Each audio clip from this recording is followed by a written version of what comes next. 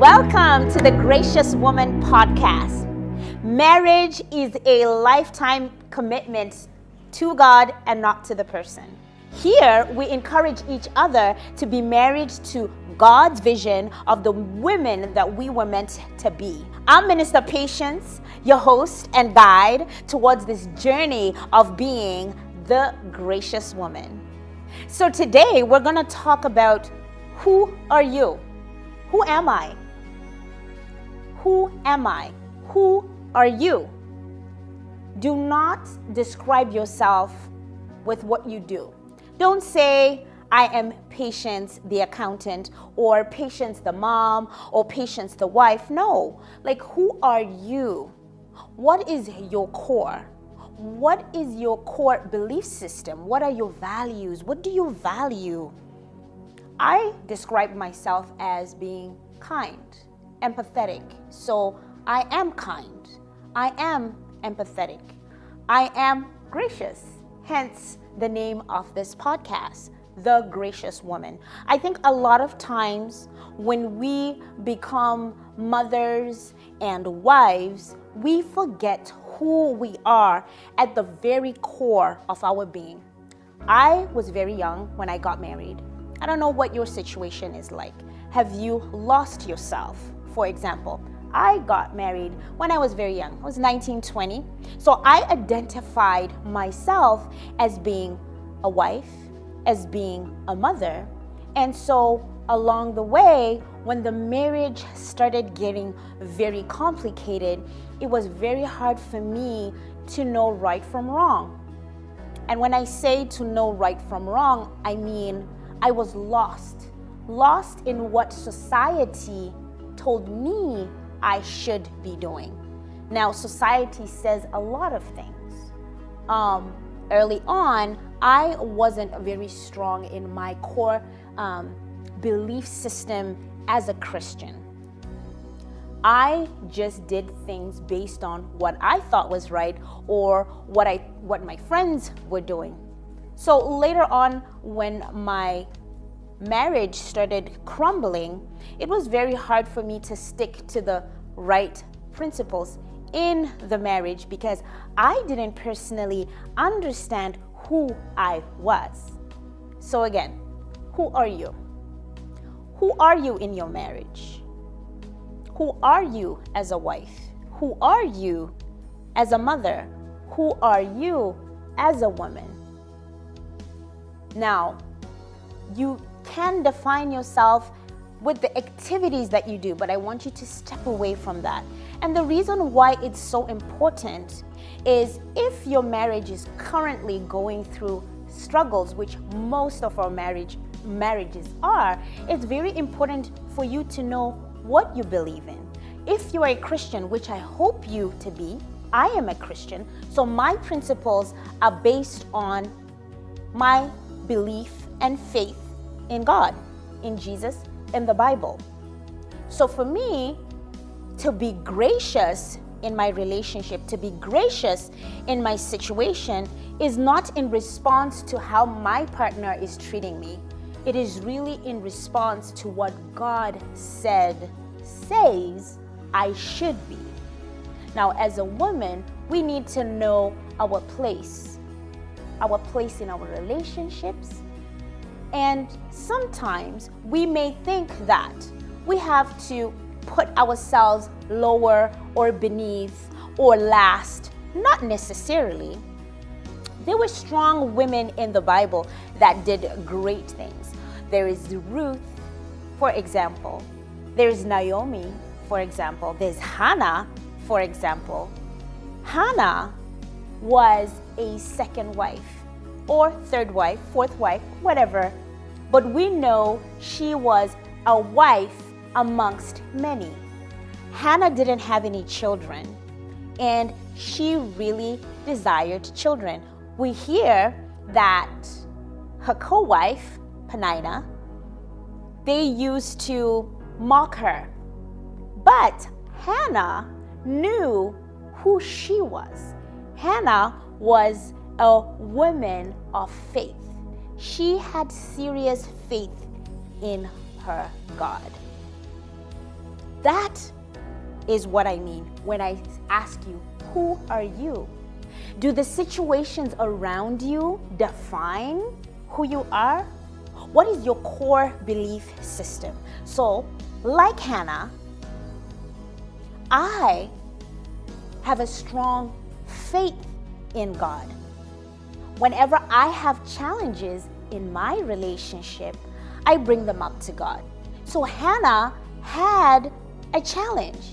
She wanted to be a woman amongst the other women. She wanted a child. So Hannah went to prayer.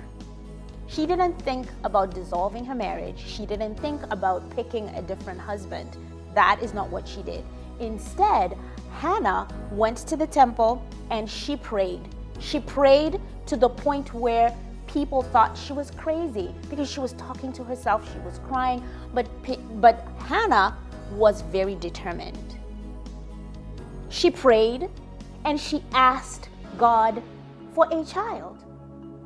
And in that process, she went into covenant with God.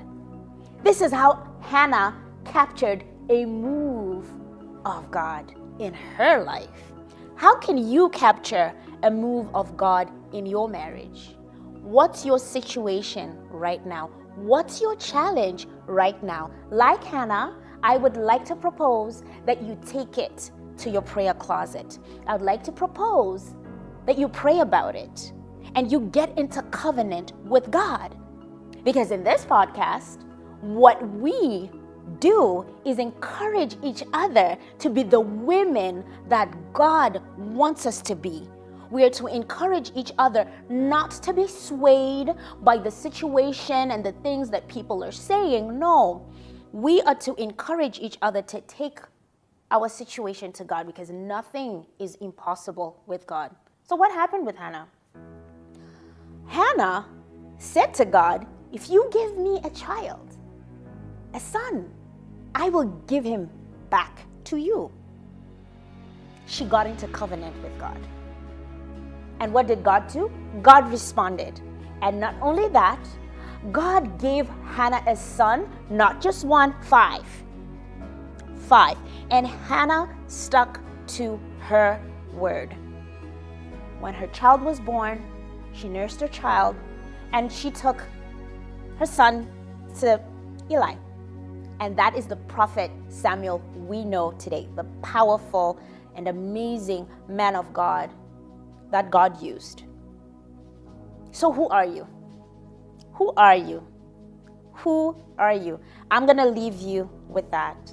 So a gracious woman is known for her kindness and empathy. How can we relate this to your marriage, to your relationship? You know, when we're angry, sometimes we can be very snappy with our words. We say the worst things and we justify, well, I'm angry. You know, we're having a fight, whatever, right? But to be a gracious woman is to be kind at all instances, even when we're angry. So we want to watch what we bring to the table when we are in disagreement. We still want to argue in kindness. We still want to be empathetic to whatever our partner is going through. How good are you with your listening? Are you someone that always wants to be heard? You know, a lot of us are like princesses, we're spoiled, kind of. In my culture, I'm African, we say a home, a house, a marriage is the woman. When the woman doesn't have things together, the relationship, the home doesn't really stand solid. So the onus on the onus of our marriages lies in our hands, us women. We're the ones that were created in the image of Adam to be helpers. If Adam could do it on his own, if man can do it on his own, God would have never found the need to create a woman. So you need to know that your husband needs you. He needs you to help him. He needs you to assist him to achieve whatever it is he is trying to achieve. A lot of our relationships, the man is chasing one thing and then the woman is chasing another thing. Nothing wrong with that. We have different careers. We're all bringing money to the table, but there has to be a consensus in the relationship. There has to be something that we're both working towards. Now, yes, the man sets the tone. Yes, the man is the head of the house, but he does need assistance. He needs help. He doesn't need you to take over, but he needs help getting to where he needs to get to. A lot of times when relationships start falling apart, one of the issue is because people are moving in different paths, and these pathways are going in different directions. They are not even meeting ahead. So yes, as a woman, we're the caregivers in the home. We cook, we clean, we provide, but it doesn't necessarily mean you have to be lost in that. It's okay to get help. I'm not trying to turn you into a 1700s, century woman, but it is your responsibility to make sure the house is clean. It is your responsibility to make sure there's food, a cooked meal on the table. If you need extra hands to help you to get that accomplished, it's okay. But know that it's on you. Now, I know 2024, some of us say, well, you're the first person to get in the house. You go ahead and fix dinner. Nothing wrong with that. But we are to be married to God's vision of the women we are supposed to be. Now, God's way is we have our roles. We're motherly. God created us in a certain way. We are more emotional. We are more caring. We are more of the caregivers. When we go back to Genesis and we look clearly at the curse that God put on men and God put on women, to the man, he said, you're going to go and till the ground. You're going to labor. You're going to work hard to provide. And then that was his curse. He's going to suffer while he's trying to provide for the family, for the unit. And then for the woman, our curse was, well, we're going to try and rule these men, but we're not going to be able to, is what God said. God said that we're going to desire our husbands and we're going to desire to rule over them, but that is not what God's vision is for us. That is a curse. So whenever you see yourself struggling, trying to butt heads with your husband, you are actually moving along and with the curse. It's not supposed to be so. Another thing, we are supposed to experience pain during childbirth. That's a curse. So if you look at the nature of the curses, it gives us insight into our responsibilities. So how do we become gracious women in this situation? We have to know our role. In the marriage, we have to know our role in the relationship. And we have to take care of those things. This is how we remain feminine. And this is also how we really sit in our feminine energy, and we don't try to take over what the husband is supposed to do. This is where we don't compete with the husband, because when we have too much masculine energy, we're trying to provide, we're trying to, go to work and do this. I'm not saying it's bad. It is good, but there's a place and a time for everything. So another way of being a gracious woman is being grateful all the time, particularly when things are bad, particularly when things are not going well. Instead of focusing on the negative thing, what's the positive thing in the situation? Because a lot of times we become pessimistic. We stop being optimistic about life. Is the glass half empty or is it half full? At the end of the day, it's still in the same position, but the difference is, if you're saying the glass is half empty, Well, it means that whatever you're going through, you don't have enough of it. But if the glass, you're looking at the situation as though the glass is half full, then it means you're actually a step closer to achieving whatever it is that you want. So you see the difference in perspective? Everything is at the same level though, but it's the way you're looking at it. So say for example, you and your husband have been working towards buying a house, buying a home, for example, and you are trying to raise a down payment, for example, and it's not enough.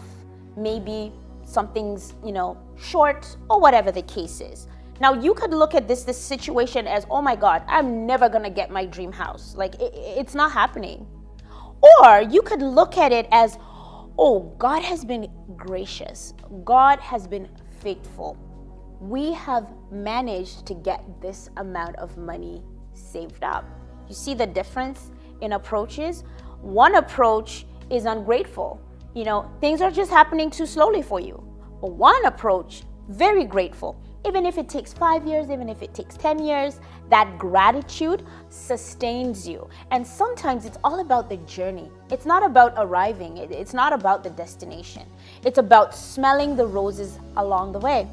So, to be gracious is to look at your very bad situation in a very positive and thankful way. Lord, thank you, I'm up today.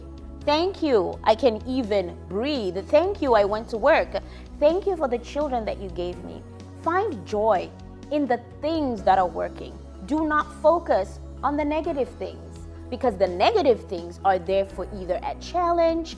The negative things are either there to build you, to mold you, to build some type of muscle in you. So to be gracious is to find the good in every situation that is going on and focus on that and keep working towards it.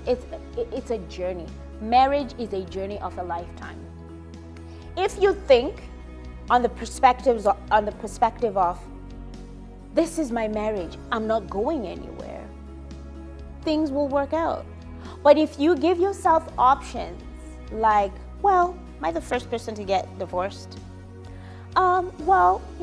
My friend got divorced, then it's going to be very hard for you to find the good in your very tough situation. So I never said it's going to be easy to be a gracious woman, but here we are going to be encouraging each other to be committed and married to the vision of the women that God wants us to be and not what society says. Meet me here next week where we teach and help each other to be gracious women. I'm Minister Patience, and I'm your host for the Gracious Woman Podcast. I will see you next time.